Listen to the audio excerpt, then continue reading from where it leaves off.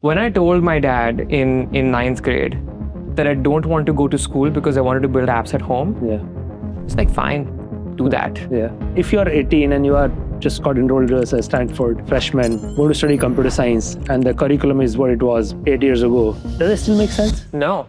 Even what the curriculum is today doesn't make sense. Yeah. I don't think anybody should study computer science. In the previous era of SaaS, your company grew revenues like 3x one year, 3x another year. And then when you grow bigger, it's like 20-30% per year. Wispr has been growing at 40% month over month, which means we double our revenue every 2 months. Do you hire freshers? That's a good question. I've been around startup for 30 years, and people keep, when they ask, why do you do what you do, and why do you need to do one more startup? It's because it allows me to learn about something totally new, which I will not otherwise. Learning is a longevity drug, What OpenAI did caused their own issues, and they called a big kind of red alert within the company. They killed Sora. They moved a lot more resources back into coding. And this is a clear reminder to everybody, companies die by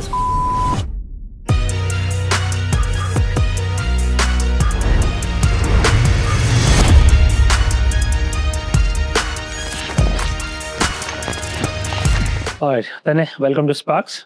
It's good to see this keyboard right behind you, giant keyboard. And the reason it's interesting for me to see is I have always hated typing. Yeah. And I want to tell you a story. This is probably, you may not have even heard of this, but when I was growing up in high school days, the one key decision everyone had to make, whether you want to learn typing or not, there used to be typing schools in every neighborhood, and you sign up for a 3-month course. Yeah. And they will measure on, this speed per minute, and then people will brag that I don't know, 100. This is like 1980s. This is 80s, even early 90s. Yeah. And for some reason, I decided to not go to that school. And I studied computer science later, but I was always terrible at typing. Even at programming, if you see me typing, I type like this, 2 fingers. Yeah. And last 3 months, I just got into Wispr Flow just 3 months ago. It just changed my life, like literally changed my life. I stopped typing. It's on my devices now. And now I look like a strange, person who is always talking to a device. Yeah. But it's so it's so much freedom for me. I just feel like finally I can communicate with machines. So just walk me through the thought process behind Wispr Flow and how it seems like it's somewhat very simple idea. You press a button and talk to machine. It doesn't look like a big idea. It's almost like a feature, but you build a incredible company out of it, and it looks like now people can't get enough of it. Just how did you land at this spot where this seemed like a right product to build? That's a really good question. So initially when we started off, we're talking 2022. Yeah. We are looking to build different agents. At that time, it was called agents. Yeah. It was just using AI to take actions. And we built all of these workflows where I could say like, hey, I'm meeting Mukesh for coffee. Can you make a reservation, find a good coffee stop nearby, and then also send him a message about it. We built a number of things like this. But the problem was at the end of the day, I used it maybe once a week, and then I forgot this thing existed. Yeah. And so that got me to one of the core insights about building consumer software, which is if you want to change habits, you need to have a high frequency of action. And so then the way I usually build products, I just sit beside people, just look at what they do. And the thing that I just noticed one day that caught my eyes, and an obvious thing is like, hey, you're just typing. And if you can actually build a product that makes that better, then you have something that people are using not once, not 10 times, but hundreds of times a day, every single day across all of their tools. And that seemed like, from a habit building perspective, the right wedge to get started with voice. Outstanding. That's an incredible insight, because if you're a knowledge worker, you probably have hands on keyboard pretty much all day. Yeah, the average is like 5 to 6 hours a day, which is a lot. Incredible. Yeah, if you take out of the waking hours, almost you're saying 1/3 of the waking hours, your hands are literally touching a keyboard on phone. And this is also very interesting history. As today, this is like kind of going through my notes to prepare for this. I thought, let me look up the history of the keyboard, and seems like it was designed 150 years ago to keep the keys as far as possible. Yeah. So that the keyboard doesn't jam or whatever. And so they wanted to make you genuinely slow. Genuinely slow, yeah. Right. So how has the experience been now? It's like, what do you hear from people who are using Wispr Flow day in, day out? How it's changing how people work? So for me, I will tell you, I'm data one. For me, it is dramatically changed. How I work is different, but in general, what do you hear? Across all the things that you do on your computer or phone, let's say, what percentage of it happens with Wispr Flow versus your keyboard? For me? Yeah. Nearly 100%. That's amazing. I try not to type. Yeah. Unless, I'm in a position room where I can't speak up, then I very grudgingly go back to my 2-finger typing. But otherwise, I would rather speak all the time. Yeah. So the median across millions of users is 72%. Means like on everything they're doing on your phone or computer, 72% is done with Wispr Flow, and about a quarter is done with your keyboard. And the change happens over a couple of months because you need some weeks to build the behavior. Right. But that has been, I would say for me, one of the most shocking things that I've seen is how quickly people build the behavior, because a lot of us grew up with keyboards, right? Like especially everybody who's between, say like 15 and 35, 40 years old, like this is what you did as a child and then in school and then in college and then mostly for work. So to seeing people for the first time break that habit and move on to something new has, I would say, like been what people describe as like, this has changed my life. But I want to ask you a question. On every time I use your product, I also, two things I notice. On your phone, Apple makes it very hard to use. Yeah. That's second thing is the second question that occurred, and obviously Apple will want to add it because for them, this is like enabling somebody else on the keyboard is some ways, just probably not good for Apple.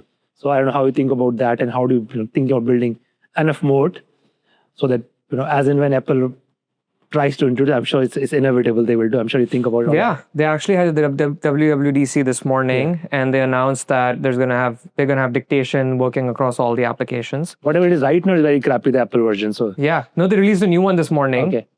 So, well, mostly it's one of the things that we expect. Like when we were raising our most recent round, there was a whole section in the deck that was just like, what happens when Google and Apple release something that's 70% as good? Right. And that's 70% as good. Even 70% is good, right? Because people are getting it for free. They don't need to install something. You just have it natively accessible. And so you can imagine people would just say like, hey, why don't I just use this thing? Why do I pay extra money to get Wispr Flow on? It's very fair.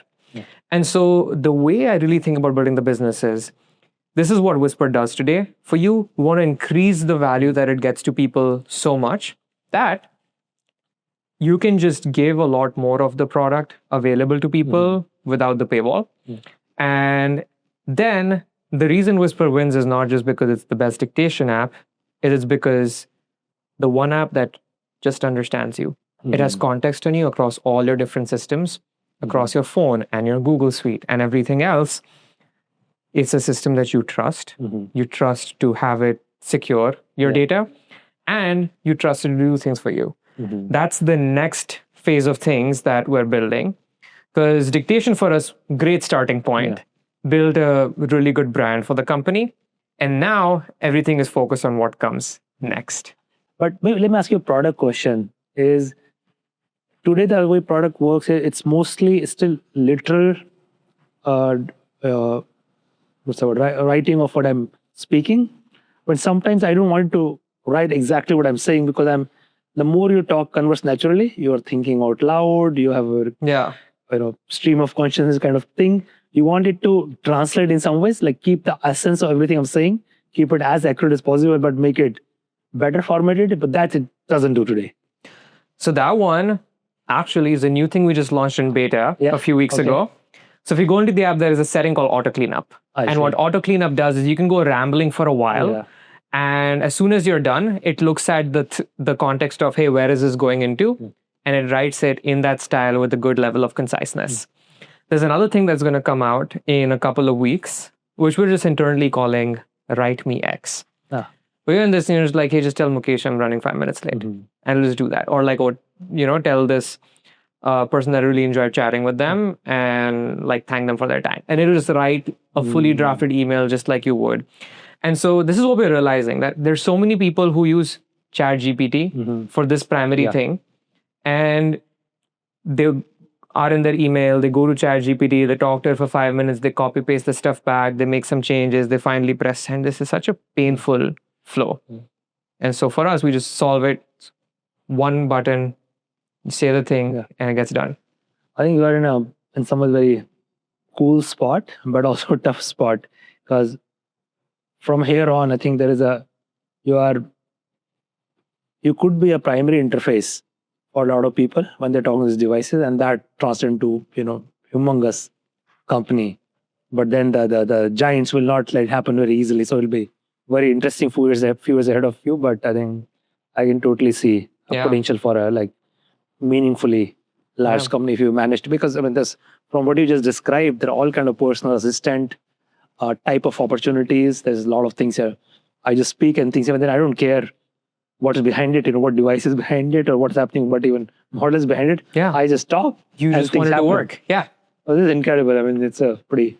What's the environment like? Describe. So you guys are, I think, from what I understand, grown tremendously. I mean, somewhere reading 100x or something last 12 months. What is the pace of work? Just describe a day in your office. So, literally a very funny anecdote that my co-founder told me this morning. So Sahaj messaged me last night, and he said, Tanay, I just went skydiving for the first time. And the adrenaline I felt when I was free falling through the sky was literally how I feel like in the office every day. Right. And I don't think there's a better explanation for that. Like even right now, I'm just pumping with adrenaline because I've just been on all day. And as a founder, when you're building a company, if your company is growing, you have to keep growing with the company.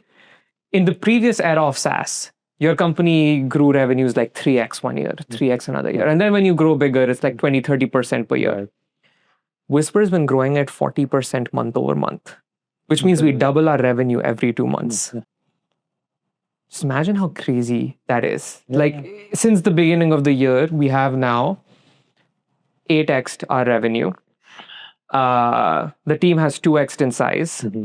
And so the amount of just personal growth that was needed is insane. And so now the main question that has also come up is, you can increase your leverage. You can do so much more with the same person, and so can I. And so then I have a bunch of systems around me that let me do a lot more. I don't open my email inbox anymore because I have a system that just takes care of it. And anytime there's a decision that needs to happen, it sends me a message on Slack like, hey, Tanay, this person messaged about this thing. Here's a draft. Let me know if you want to send this or if you want to make any change. And you build the system on your own? This is something I built on my own. So this is like an equivalent of, I don't know, would you call it chief of staff or probably? It's the chief of staff, yeah. So a lot of, the tech CEOs I've noticed they're building their own chief of staff. Why not somebody is building a company? Do you think or this is like so custom that you have to do it on your own? We're likely going to launch a product around this soon.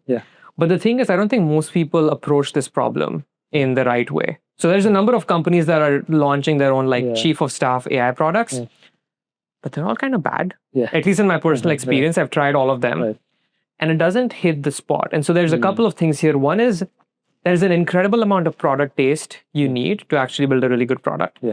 And the second thing is, to actually get these systems to work well, you need a very deep technical understanding. Right? Because Claude Code, if you think about it, Claude Code is just prompts on top of Opus. But the way they have architected that system and every little design decision has made it so magical to the place it is today. And the thing is, nobody else built anything like Claude Code. We all had the same tools at our hands. And so the kinds of teams that I think are really going to succeed today are the ones that have really good product taste and very good technical understanding. Because when you marry these two together is when you just get an unreal advantage over anybody else. Your chief of staff is somewhere such a personal role. Maybe it requires too much taste. And what I mean by that is only you can build the one that you will like versus you building something that a lot of people will like. I would say that if you build a good product, it'll adapt to the right person. Right? If you think of Wispr Flow right now, that's such a big part of Wispr Flow. Like, how do I build something that is a completely horizontal product? But for each person, it just fits their workflow. And so a founder feels like, oh, this product is fantastic. It makes me more productive. But so does my 95-year-old grandfather feels that, oh, this lets me talk to my family. Exact same product. But depending upon who you are, the product just adapts differently to you. So those are the things that we had to build in the product. And that's what gave us so much understanding of how do you actually build for these different personas and make each of them feel like this is a product for people like me. This is reminding of how I don't know how much my career background, but I've mostly been a product manager. Before starting Mintra, I was a product manager, and even starting a company, primary role I think I played in my previous two companies is that of a product manager. And one of my approach to product is I build for myself. My this bar is I need to be thrilled with the product. Yes. And somehow I believe that if I'm thrilled, most likely a lot of other people will also like it. And that's how it has, panned out so far, as opposed to very consumer in. Yeah. You go talk to a lot of people. At least you mentioned you at least watch people. I watch consumers much later in the cycle after building a product, after I'm feeling I am happy, I can see a lot of people around me happy, then let's see, but sometimes they also find it crappy, doesn't work every time. But I do agree with, at least, I have a bias of building product that way, where you're kind of almost built for yourself. And then hopefully you have the right taste and you are representation of the, that's right the biggest thing you need. Representation of the people at large. You are not, very unique requirements. And, maybe other people also like. But so is that kind of product obsession is a big part of culture here? Massive. How so? Product obsession is a big part of culture. I'll tell you in what ways. So whenever we're thinking of a new feature, somebody's proposing it. Could be an engineer, could be a designer, could be somebody on the marketing team. They're coming in and they're saying, hey, Tanay, this is, I think, what we should build, because this is the pain point that I was hearing from people, my friends or whoever. And if we build this right, this is the feeling they're going to get. That is basically the way you talk about a feature inside the company. And so Ryan, I was like, okay, a bunch of my friends and even me myself, like I feel these pain points. And if we actually like solve this and with this way, people will feel gratitude. It's like, great. Now that makes for a great product spec, because you have the quantitative data backing it up, you have the qualitative user studies, and you have the emotional aspect of it. The emotional aspect is one piece of it that I think 95% of the product leaders around the world just fail to address. And that is so core to humans. And if you think about all the products that you get stuck on, that you like, all of them are built just around emotions, because you just got to get this thing working. And this taste thing, do you mostly hire for it? Or you think it's also kind of, people pick it up as part of culture here? People pick it up. So we actually do very active, kind of workshops in the company. A lot of them that I personally lead, which is on building taste. And then you get people hands-on. And then usually I personally go into particular teams and spend a lot of time there with the people to help build that taste and the way to think, and a lot of simple things. Like, for example, what you said is like, one, make sure the thing that you're building, you personally would love using it. And then you also should talk to people who are not like you to figure out what are the assumptions you've made that are great. For example, we're making a new note taker. It's going to record meetings and all for you. Now, the thing is, I'm in back-to-back meetings, 20 of them every day. But my designer has one meeting a day. So how do you build a product that's good for me and good for him? Completely different kind of like experiences and feelings that you're going after.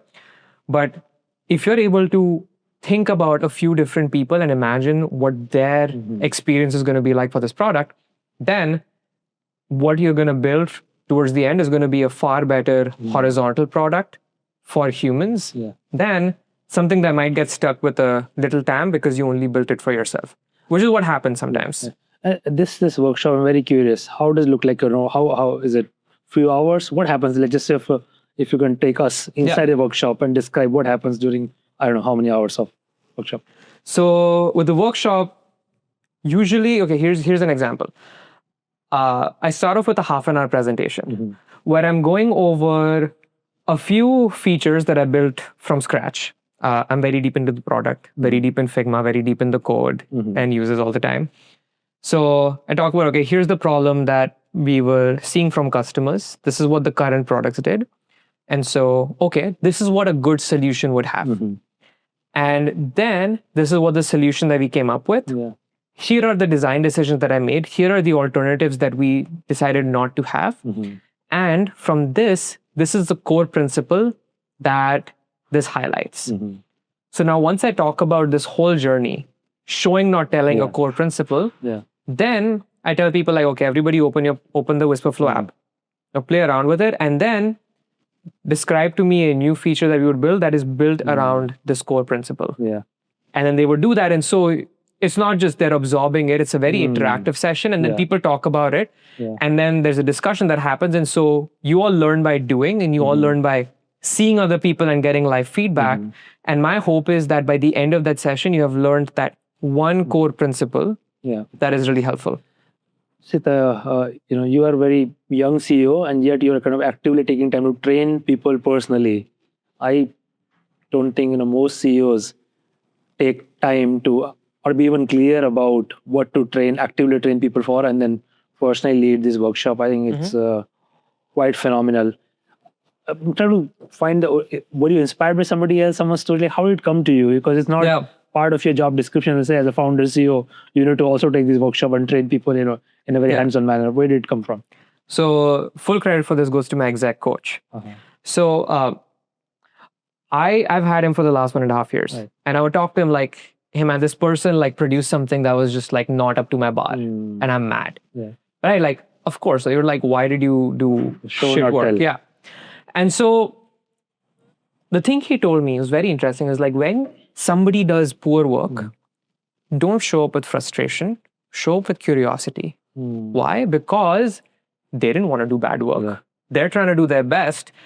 And so you need to figure out with a curious mind about why did this end up in the way that it did. Either they were not set up for success. Either the scope that was given to them wasn't clear enough. Or they didn't have the right skills to do this. And once you understand that, then you'll be able to just make a better decision for them. Either you move them to a different project, or you need to be much more detailed in terms of what you want, or you need to train them on those specific sets of skills. And you're good. No, go ahead. Why did you think you needed an executive coach to begin with? And how do you go about finding one? So I have always, I was an elder sibling growing up. And I just could see how much better my younger brother's life was just to have somebody who has his back, who can just, answer questions. Because I was mostly winging it my whole life. And so I've had this craving to have somebody who I can just go to, talk to, and learn from. And it's just been a kind of a core need I've had. And also, like, we were talking about like how much I just needed to grow as we were building this company. And so that was again a part of it. Like, I can learn from my own mistakes, or I could learn from somebody else's mistakes and then make other new ones and then learn even faster. And so there's this company, interestingly, that we found that was just getting started that would pair you up with a coach. And so I talked to them. They paired me up with 3 people as an introductory call. And one of them I talked to, and I was like, this guy in the 1 hour we chatted, like, already changed my mind. And so he's been kind of the exec coach for me and my co-founder for the last, 1.5 years. And I think I'm 2 to 3x a better leader because of him than I would have been otherwise. Do you mind sharing the name of this company? I'm sure a lot of people listening to this want to wonder that where can I So this company is called Titan. Okay. And they spend a good deep immersion time with you and then find out the right coaches based on the stage you're at, your personality, the way you like to be coached. But this is also interesting that this was your own initiative. Somewhere you had a realization that having an executive coach, having someone to talk to, and kind of maybe neutral third-party person with more experience reflecting on what's going on, which kind of goes to just innate curiosity and desire to learn and get better. And maybe let me connect this question back to, I think you built an app when you were 10 or something, which interesting enough in voice agent space, or something like that, which Google didn't like very much. That's incredible. So you had like this desire for doing things, finding things out, tinkering with things. It looks like it's been how you pretty much grew up all your life. I did. I would say mostly been self-driven for most of it. And a big inherent part of what drives me is 2 core desires. The first desire is to learn. There's nothing that makes me more excited than learning a new topic. It could genuinely be anything. My fiance was recently getting into hair care, and she wanted me to have discussions with her about it. And I was like, okay, I don't really care too much about it. But I do care about the science behind it. So then I was studying how every single like chemical inside that works and the organic chemistry behind like what makes your hair shine. And I don't know, I just like geek out on all of these things. And so that has been a big driving factor. And how do, this is a great example, maybe something, in personal life you notice and you were curious about this. And this is again just organic, naturally, or you have a method behind learning that you say, this quarter I'm going to focus on, going very deep on this thing, and these books, these courses. Like, what's your method behind this? I feel it usually changes on a week by week basis. Okay. So this hair care conditioner thing that's was a different, happening like 3-4 weeks ago. That's the biggest difference in your generation and mine. I think, it's still thinking quarters and years. You think in days and weeks. Quarters are so long. I don't even know what was happening 3 months ago. But yeah, right now the thing I've been very deep into is the mechanisms inside watches. And I've been watching a lot of videos on people opening it up and explaining how every single little piece of it works. Has the mechanism changed a lot in the last 300 years? Yeah, quite a bit. Okay, with electronics. Both with electronics and without. And even the mechanisms from like 100 years ago, if you've seen some watches with perpetual calendars, it's insane. They can track time for 100 years, which means you need to bake in the logic for every February, every single leap year, the leap year that doesn't happen every, I think, 100 years or so. And then you need to like do all of this and then put it all in the mechanics of the watch, which is insane. And this whole thing just works perfectly. And part of what you are saying, this is just joy of learning. You are not looking to learn for getting somewhere. It's just pure inherent just joy. It's because for most things I feel like there's a deeper reason to it.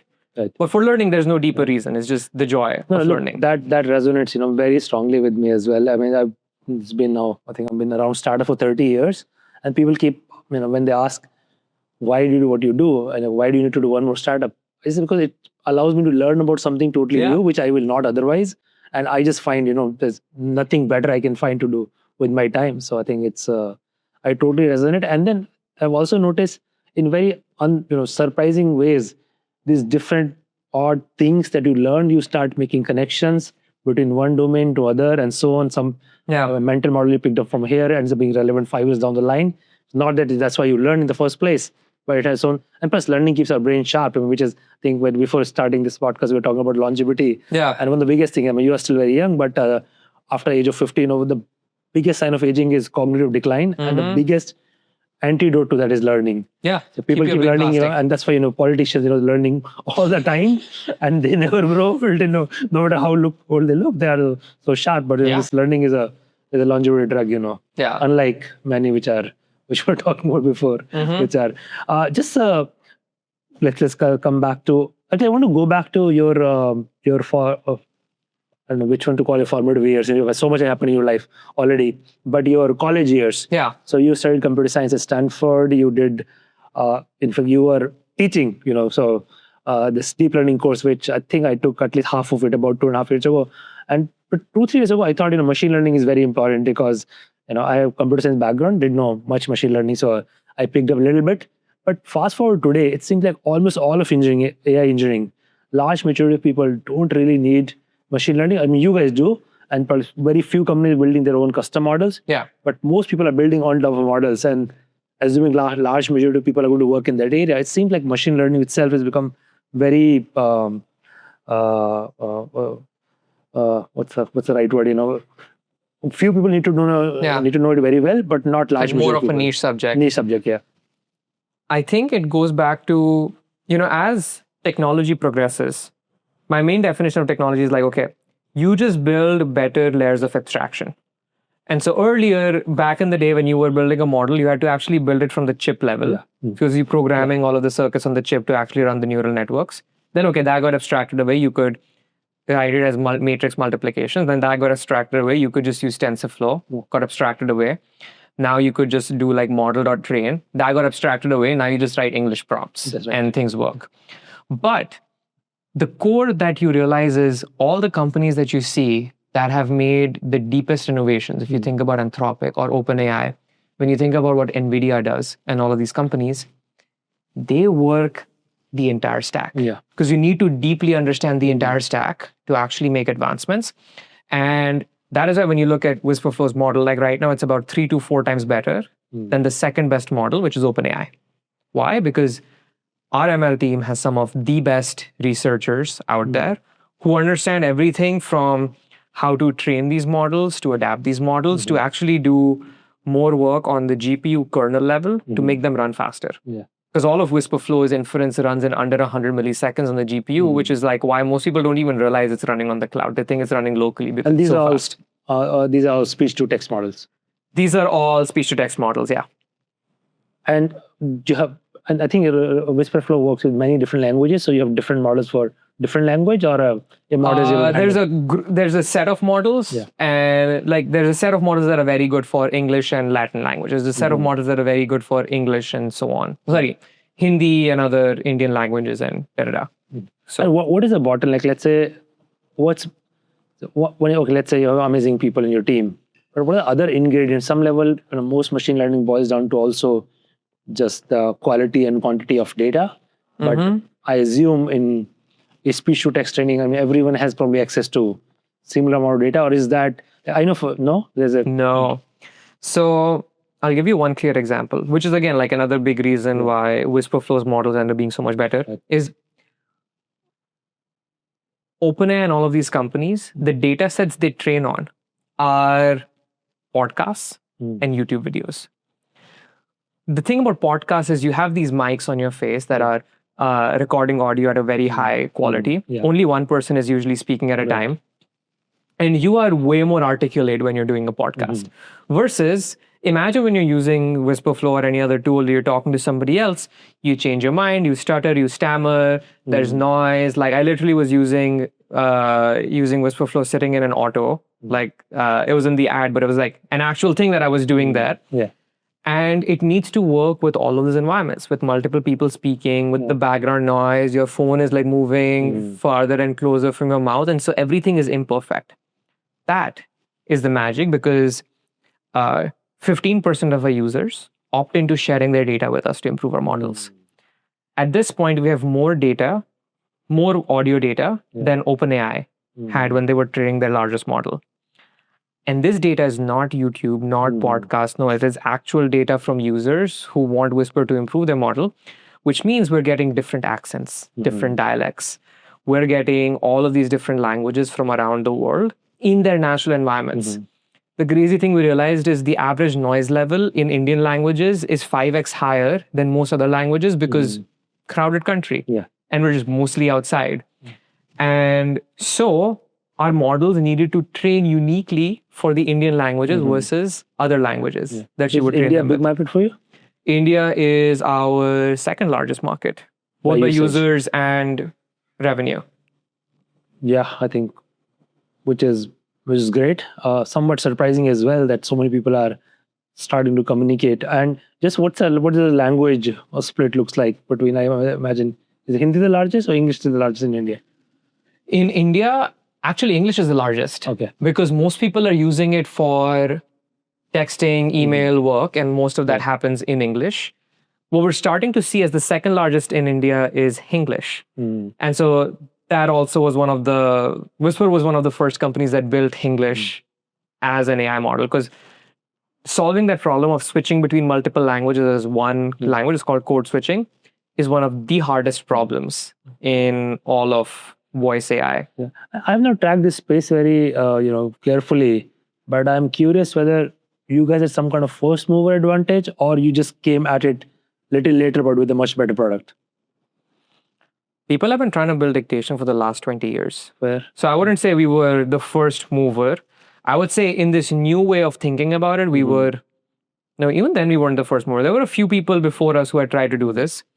I would say the one thing that we have done is just be maniacally focused on this problem and just building the best experience for consumers there.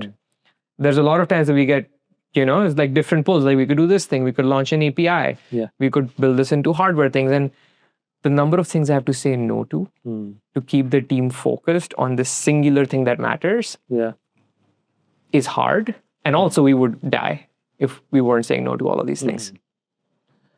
But it's very hard to say no. So what is again, how do you, because you may be saying no to some really good things, maybe sometime, even essential things. I think from what I understand, you guys were, and maybe at some point we'll talk a little bit about that whole brain-computer interface product you were building earlier.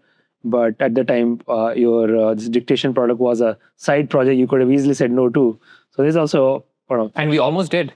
Yeah. So what is it? Gut, instinct, some framework. How do you say no to things?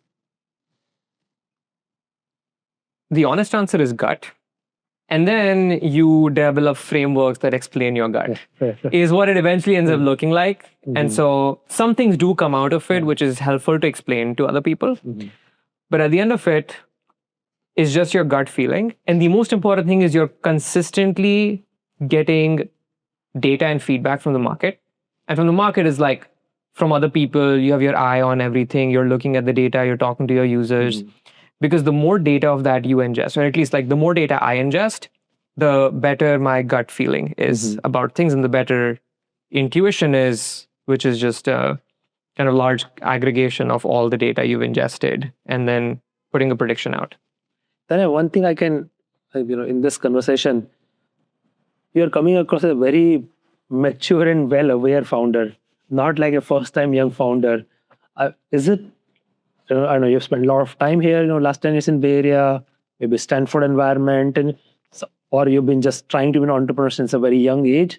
It seems like you've been doing this job for a long period of time and not just last few years. I have. That's really kind of you to say. I would say the biggest thing that got me to be this way was my parents just let me be independent. When I told my dad in 9th grade that I don't want to go to school because I wanted to build apps at home, he's like, fine, do that. And the level of trust that they had in my own decision making since an early age now means like, okay, now I'm responsible for my own decisions. So I better be smart and not dumb about this. And that got me to think this way from day zero. And again, just be a very first principles thinker. Again, part of it was like, okay, I was like, now I need to make my own decisions. I look at my parents and how they do that. And they've been fantastic role models for me. And so I think a big part of it I would just give to them, because I feel I've been this way since 6th, 7th grade. And if you talk to my brother, he's even like 3 steps ahead of me. He's 21 years old. He just started his own company as well. Okay, I'll have him on the podcast next mature. year. Yeah, next time. Yeah. Right. But yeah. And so again, I think having really good role models for that helps a lot. And okay, so you've been independent most of your life. You've kind of been thinking on your feet for a long period. How does that make Wispr Flow, let's say, different than a typical Valley company? What are a few unique things about how you run the show here? There is nothing that we copy from another company because it works at another company. Every single thing that we build is built from scratch for what Wispr needs at that point. And so some things that are different is, for example, like in most companies, you hire a bunch of salespeople and you give them $1 million quota. Our salespeople have their quotas between $5 and $7 million. Why? Because it's like, this is just how this should be architected. And I've never built a B2B SaaS company. I don't know how to do that. But as I'm deep into this, I was like, this is how we should build the process to maximize the kind of human relationship time that we build. And so this is, again, just very different than other companies. And so when I'm hiring for leaders as well, the first most important thing I look for is, are you a first principles thinker? Because I don't want you to copy paste things that have worked in the past, because nothing that worked a year ago is going to work today. And it's not going to be the best thing for Wispr. And part of it is challenging, because what I'm saying is I'm not going to take the easy path. I'm going to spend time thinking deeply about every single thing, which takes a lot of time, which needs me to be deep in customer support and product and Figma and everything else. The metrics that we track, completely different. Most voice models track word error rate. We don't track that. We built our own metric. Why? Because this metric just made more sense. And so this shows up in every single part of the company. We don't have any metric that tracks AI adoption and token usage. That honestly just feels kind of ridiculous. Like, people do that. I can see why that is coming, but the metric you track drives the incentive. And so it's actually really important to figure out what metrics you're tracking within the company. And so for every kind of thing where we're tracking a specific metric, there's a lot of thought that goes into why this metric, what are the first degree effects, what are the second degree effects that are going to happen, and think about that deeply before doing it. So company itself is a kind of product with requires taste. Essentially, that's actually a great way to put it. The way you're describing it, I have used this phrase in my own startups. I call org is a product. I'm a product manager. So I used to think like what features an organization should have, and everything, how you hire, how you fire, how you promote, how everything the feature, you can design however you want. So for me, like just calling it org is a product, I just start describing everything from its principles. It was that and I'm equally excited about org design as I am about product design. Yeah, I can clearly see that, right? Because without that, otherwise it's very easy to borrow ideas. The companies have been around forever. Okay, fine. If you don't want to copy from old school companies, you have enough. You can copy from Google, Meta, a bunch of hot well startup. But you're saying no. I think I have a unique mission, and for that unique mission, what kind of org design serves that mission well, and something you looks like you are very deliberate about that. I want to just go back to just your computer science days, because I think that's an important question. Or if you are 18 and you are just got enrolled as a Stanford freshman, going to study computer science, and the curriculum is what it was 8 years ago, does it still make sense? No. Even what the curriculum is today doesn't make sense. Yeah. I don't think anybody should study computer science necessarily for the degree. The most important thing that you need to learn is really two skills. Yeah. The first skill is first principles thinking. Mm-hmm. The second skill is how to take a complex problem and break it into simple problems. The simple problems are simple solutions. Yeah. And now the question is, how do you learn these two skills? Mm-hmm. Usually engineering is a degree that teaches you that. Yeah. But most people, when they approach engineering in college, they treat it more like solving problems and equations and studying for your midterms. Yeah. And not really going to a root of what engineering is really trying to teach you. Is just like, no, car is a complicated machine, but hey, it's just built with a few parts that move like this and the whole thing runs together. Mm-hmm. And those are the two skills I would look to develop. But the thing is, there's no class that teaches you that. It is how you approach college that teaches you that. And this is what I did then. This is what I told my brother to do as well, is when you're taking a specific class, make sure you go in with a very specific intention about what you're trying to get out of this class and why, which may or may not have anything to do with what the class is trying to teach you. Yeah. But the things you can get out are very varied. And the two skills that I said, to learn that,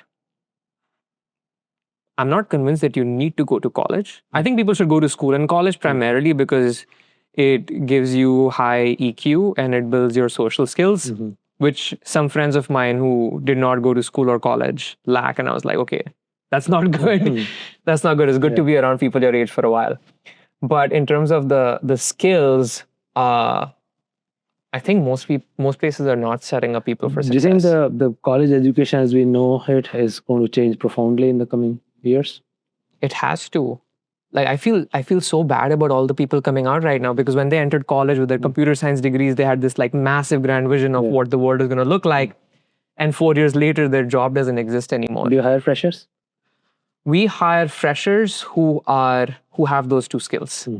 So there's one guy who actually started today. He has his his graduation in a week. And kid is extremely brilliant. He's absolutely brilliant. Not in terms of having just high IQ, but also very high EQ. And so he's coming in to automate the entire post-sales function for us because he spikes on hospitality and product thinking, and he can do some engineering. He's not an engineer he didn't even do a computer science degree. Yeah. He's a PM in his last few internships. But I was like, if you understand the experience that we want to deliver to customers, and you can give a Ritz-Carlton or Taj level experience to them, and you're decently familiar with Claude code, like great, I have a job for you. Interesting. So I'll be very curious to see how colleges adapt and if they can adapt at AI speed, because I assume most colleges think in, I don't know, decades or 4-year degrees and so on. Those are time frames, but the pace of change that we are witnessing is literally measured in days and weeks. How does your own work style is changing with AI? How much of is AI an enabler for you? You talked about this AI custom chief of staff that you built, but what are all the other AI tools? How does Tanay as a professional, augmented with AI looks like today? That's a good question. One big thing that I do is now basically the latest Claude models are good enough to be a sparring partner. So whenever I'm starting to learn about a new phase or like solve a key problem, I just talk to it. And so usually it starts off with like giving a 2-minute long like voice dump of my thinking, my goals, what I've learned so far. You have your Claude also talks back to you in English or you read? I read. Reading is so much faster. So I speak to it and consume content back. And this is really helpful. And so if you open my Claude, like you'll see just long things like, how do I think about this specific candidate? I'm thinking about this role. Like, how do I think about getting this job description here? I want to communicate this to my team. Okay, what's the best way to do that? And these are all high leverage things. And the thing I realized with Claude is not just we give it a lot of context, but very specifically describe the outcome that I want. The outcome that I want is I want this person to go away remembering X, Y, Z. I want them to feel this way after this. And this is the next thing that I want them to intuitively do. Now help me do that. I realized that kind of one, having that level of clarity by myself makes me be a better judge of if the output is good or not. And then it also has the AI model just help me a lot more. So this is again a thing that the difference here in what I see average, like the average person do is you treat it as like, hey, like how do I hire an engineer? And you just do that. It's like, no, you need to spend a good amount of time thinking by yourself.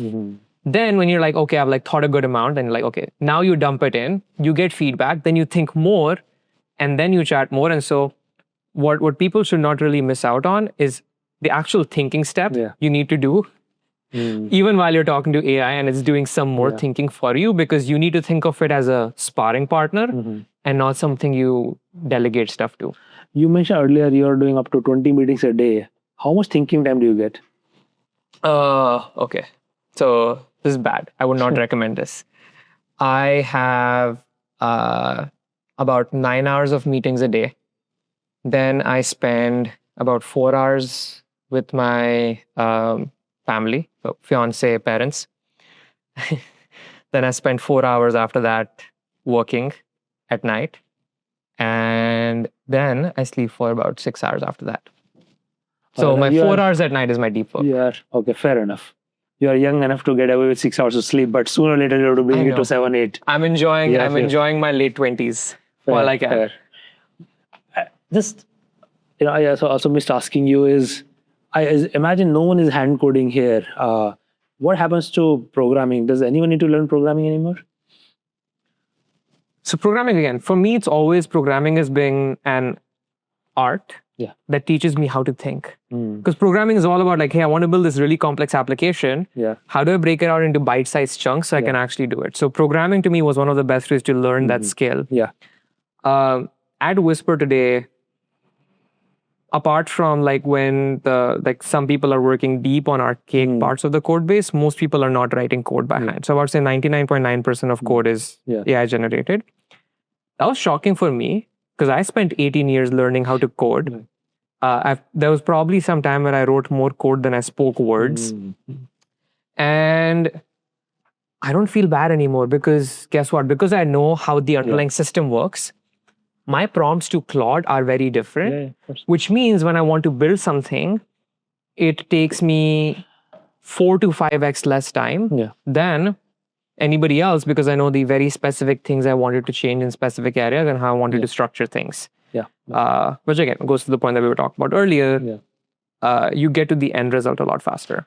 Very similar, my experience. I programmed for almost 10 years and product manager for another, 20 years. I think as an entrepreneur, mostly I've been product manager. And now with this AI coding, I'm able to build things so fast. I'm incredible. I keep hoping for a lot of people around me to build at the same speed, but because they lack that training as a programmer and training as a product manager, it's not very easy to translate a dream into this, bite-sized chunk, which are all kind of stitched together in a particular manner.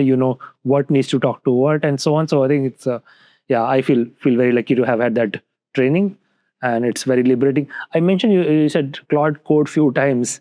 My own AI workflows in last 12 months have shifted from nearly 100% GPT, nearly 100% Claude Code. This is Claude in general, and Claude Code, I think, has got a bit of an advantage going for itself, I guess, for Anthropic as a model company. I think they've done a fantastic job. And like Anthropic did one thing really well, which is they said, hey, we're going to build the best reasoning model and we're going to build the best coding model. They both go hand in hand. And we're going to be the best company at that. Yeah. They don't have video generation. Yeah. They don't have audio generation. They have a really shitty voice model. But they don't care. Yeah. They don't care at all because they want to nail these two things. Yeah. And this is where I would say what OpenAI did caused their own issues where they try to do every single thing in the planet. Right here, super app is coming. Yeah. And while they were doing that, they missed the core thing that they started off being really good at. And this is now what you see. They also realized it. And they called a big kind of red alert within the company. They killed Sora. They moved a lot more resources back into coding. They're really pushing Codex. They're building a strong team for that. They're really pushing for enterprise. And this is a clear reminder to everybody that you could be the smallest company or the hottest company in the world, but focus is one thing. If you lose, you still die.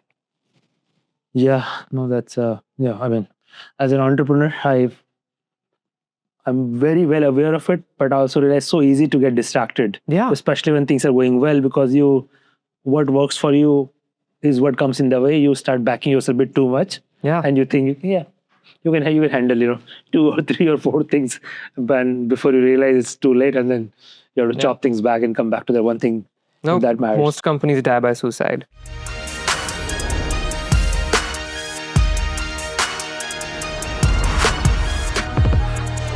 At SparX, we aim to bring to you stories of exponential impact.